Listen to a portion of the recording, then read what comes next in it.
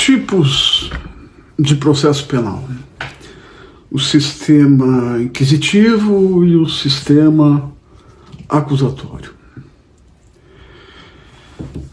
O processo hoje, o sistema repressivo penal hoje, ele é parte inquisitivo, a fase policial, a fase de investigação, e parte acusatória, que é o processo penal. Esse sistema não se chegou aqui nele por acaso. Ele é fruto de uma evolução histórica. Ele não é um mau sistema.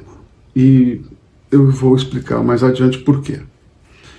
E mesmo nesse nosso sistema, parte inquisitiva e parte acusatória, na fase policial inquisitivo, há algo de acusatoriedade na fase inquisitiva. Assim como na parte acusatória, parte do processo penal, há algo de inquisitivo, algumas características inquisitivas no processo penal. Necessárias. Também adiante vou explicar por quê. Vamos primeiro fazer um breve apanhado histórico. Até 10.000 antes de Cristo, ou seja, eu quero dizer, por volta de 10.000 antes de Cristo, foi descoberta a agricultura. E aí começaram a surgir as cidades, as populações e tal. Até então não se conhecia a agricultura, e o homem era um caçador, comia frutas e tal. Então ele não podia formar um grupo muito grande, porque na região em que ele estava, terminava o alimento e esse bando tinha que estar sempre se mudando, alterando o lugar em que estava. E eles viviam em bandos, os homens, até por volta de 10.000 anos antes de Cristo, eles viviam eram bandos de 10 a 30, 40 pessoas. É o que diz a antropologia, né? E como é que era feita a justiça? Normalmente a justiça ela era feita pelo líder do bando. O líder do bando decidia. Mas já naquele tempo há notícias de que existia um sistema de ordalhas. Ou seja, quando é que quer me parecer que o líder do bando ele recorria às ordalhas quando ele não queria julgar, ele não queria se incomodar com esta família, ou com aquela família, com esse grupo, com aquele grupo, então vamos deixar os deuses decidirem. Se recorria às ordalhas.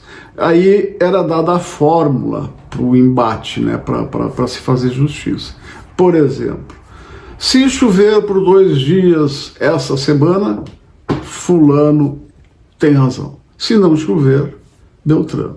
E aquilo, o resultado ficava como sendo a vontade, a justiça feita pelos deuses. Não? E com o decorrer também surge a lei do talião. A lei do talião. Olho por olho, dente por dente.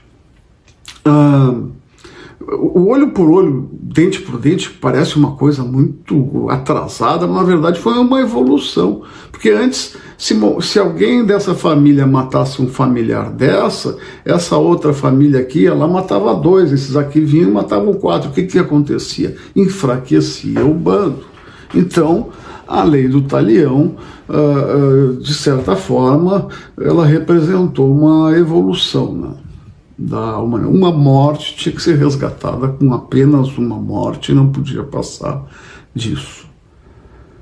Vamos dar um salto para a Grécia, para a República Romana e também mais adiante o direito germânico. Foi adotado o sistema acusatório. No sistema acusatório, acusação, defesa e jurisdição e julgamento são realizados por pessoas distintas. A acusação normalmente não é um órgão oficial no sistema acusatório, é um particular que busca o seu direito, que crê que o seu direito foi ofendido, então busca a realização do processo. Há contraditório no sistema acusatório, a regra é a liberdade do acusado no curso do processo. O processo é caracterizado pela publicidade, pela ampla publicidade, pela oralidade, né? A verdade, o processo não busca a verdade real. A verdade é estabelecida, está à disposição das partes, né? Uma parte pode entrar com uma ação, com algo que não, dizendo uma narrativa, uma tese, uma afirmação que não é verdadeira, o réu também, a mesma coisa, e o juiz não se mete nisso, né? A verdade é estabelecida pelas partes sem intervenção do julgador. Há uma falta de poder. O julgador ele não possui poder para influir na instrução probatória do processo, né? Mesmo o início, o andamento do processo, ele precisa ser dado pelo autor da ação, né? Depende da atividade do autor. E o acusado, no caso do processo crime, é visto no sistema acusatório como um sujeito de direitos. Já o sistema inquisitivo, ele surge na fase imperial romana, atinge o seu auge na Idade Média e é adotado pelo direito canônico. Nesse sistema inquisitivo, as funções de acusar, julgar e defender ficam a cargo de um único órgão, do inquisidor.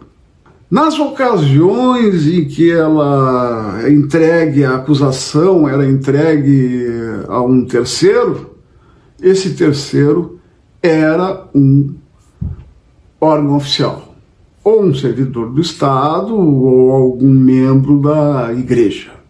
A prisão provisória era a regra, a escritura também, ao contrário da oralidade, a escritura era a regra, o segredo do processo era a regra. O julgador, o juiz, o inquisidor possuía os mais amplos poderes, não apenas de dar andamento ao processo, como também de buscar provas, né? Fazer a instrução probatória. E o valor das provas era pré-estabelecido em lei. Nenhum desses sistemas, o acusatório, o inquisitório, em sua pureza, é um bom sistema. O inquisitório não oferece garantias ao acusado. A defesa fica muito prejudicada. E, no sistema acusatório puro, o resultado é a impunidade. Pois bem, qual é o nosso sistema? Fruto de toda essa evolução, é um sistema misto. Né? É um sistema misto que inicia com uma fase inquisitória, que é a fase policial, a fase de investigação, e uma fase processual, que é uma fase acusatória. Mas vejam bem, a fase inquisitiva não é pura. Existem características acusatórias aqui, necessárias e boas. A fase acusatória não é pura. Existem características inquisitórias. Há autores que entendem que o processo, essa fase de cá, deveria ser puramente acusatório e tal, mas não parece que seja o ideal, não. Eu explico as razões. Se o inquérito não é totalmente acusatório. Por que eu digo isso? O advogado, o defensor de quem está sendo investigado ou indiciado no inquérito, pode requerer uma determinada perícia ao delegado de polícia, pode requerer que seja ouvida uma determinada testemunha, que seja realizada uma determinada diligência, e o delegado vai decidir se faz ou não faz. Se o delegado incorretamente disser que não, negar aquele pedido de diligência ou de inquirição, ou seja lá o que for, não há impedimento para que o investigado ingresse, através do seu advogado, com uma medida do judicial, né? Eventualmente talvez um habeas corpus, para que aquela diligência seja efetuada. E se for concedida, ela deverá ser concedida. Né? Ou um mandado de segurança também. Não interessa em que cavalo o direito vai montado, o importante é que o cavalo ande. Se é habeas corpus, se é mandado de segurança, muito se discute isso, e como se isso fosse muito importante. E o processo? Ele é totalmente acusatório? Quem é que faz o processo andar para frente? É o Ministério Público? Não, é o juiz. Princípio do impulso oficial. O juiz tem o dever de mandato de fazer o processo andar para frente, processo criminal. É uma característica do processo inquisitivo, do tipo inquisitivo. Né? O Ministério Público, no curso da ação penal, pode desistir da ação penal? Ele tem disponibilidade sobre a relação jurídica material? Não. Ele não pode desistir da ação penal. E isso é outra característica do processo inquisitivo. Quando a infração deixa vestígios, é obrigatória a realização de exame de corpo de delito.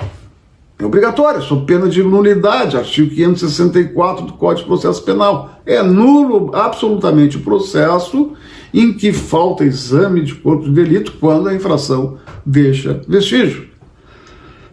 Sistema da prova legal, indisponibilidade da relação jurídico-material, busca da verdade real, isso tudo é inquisitivo. E por quê que há algo de inquisitivo no processo penal? Por quê? Dois são os princípios do processo penal. Os dois princípios mais importantes. Deles decorrem todos os outros. Todos os outros vêm deles. Quais são os dois? Princípio da ampla defesa é o primeiro, junto com o contraditório. E o segundo qual é? Eu diria assim, princípio da ampla defesa não, eu diria princípio do significado do processo como garantia individual. Esse é o primeiro princípio básico do processo. Outro básico, no mesmo plano, exatamente no mesmo plano, e são planos constitucionais, é o seguinte, é o princípio da segurança pública. A sociedade precisa de segurança. Compete ao Estado dar segurança à sociedade. Nós não podemos estar aí reféns da criminalidade. Princípio constitucional da segurança, artigo 144 da Constituição Federal. Esse princípio constitucional da segurança, ele ingressa no processo penal e lhe dá algumas características inquisitoriais. Assim como o princípio da garantia individual ingressa dentro do inquérito e lhe dá algumas características acusatórias. É isso aí. Obrigado. Gostou? se inscreve no meu canal. YouTube, se inscreve no canal. Às vezes eu faço algumas conversas informais para o processo penal, e nesse caso eu só posso chamar quem está inscrito. Muito obrigado.